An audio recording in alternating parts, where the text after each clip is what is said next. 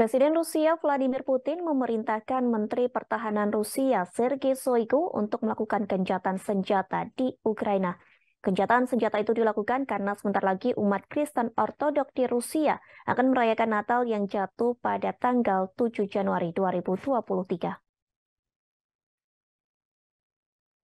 Dalam pernyataannya, Kremlin menyebut pasukan Rusia harus berhenti menyerang mulai pukul 12 tanggal 6 Januari hingga pukul 24 tanggal 7 Januari. Perintah gencatan senjata itu muncul setelah pemimpin gereja Ortodoks Rusia memohon adanya gencatan senjata pada hari Natal. Putin juga meminta pihak Ukraina untuk menyatakan gencatan senjata dan mengizinkan warga Ukraina menghadiri kebaktian Natal. Sejak Putin melancarkan invasi ke Ukraina pada Februari 2022 silam, pengaruh gereja Ortodoks di Ukraina telah berkurang. Beberapa warga Ukraina bahkan dilaporkan lebih memilih merayakan Natal tanggal 25 Desember. Natal di Rusia jatuh pada tanggal berbeda lantaran gereja Ortodoks masih menggunakan kalender Julian. Uskup Agung Kiril membenarkan tindakan Rusia menginvasi Ukraina atas dasar keagamaan dan ideologi. Namun menjelang Natal, dia dan gereja Ortodoks memohon adanya gencatan senjata.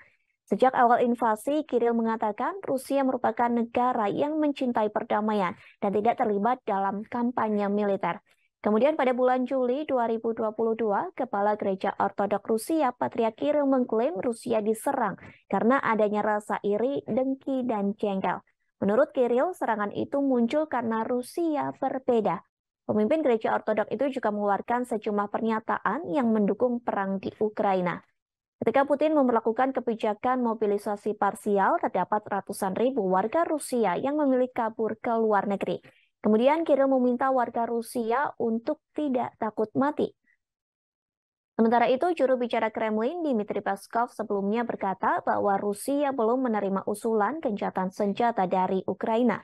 Di sisi lain, media asing menyoroti permintaan gencatan senjata waktu Natal.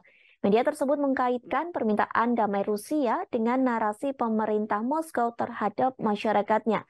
Media asal Inggris ini melihat Rusia berupaya terus menjaga citranya di masyarakatnya sebagai pihak yang baik, sedangkan Ukraina dan negara-negara Barat sebagai sosok penjahat. Media tersebut juga menduga Rusia sedang mencoba memanfaatkan tawaran damai sementara ini untuk memperburuk citra Ukraina. Terima kasih sudah nonton. Jangan lupa like, subscribe, dan share ya.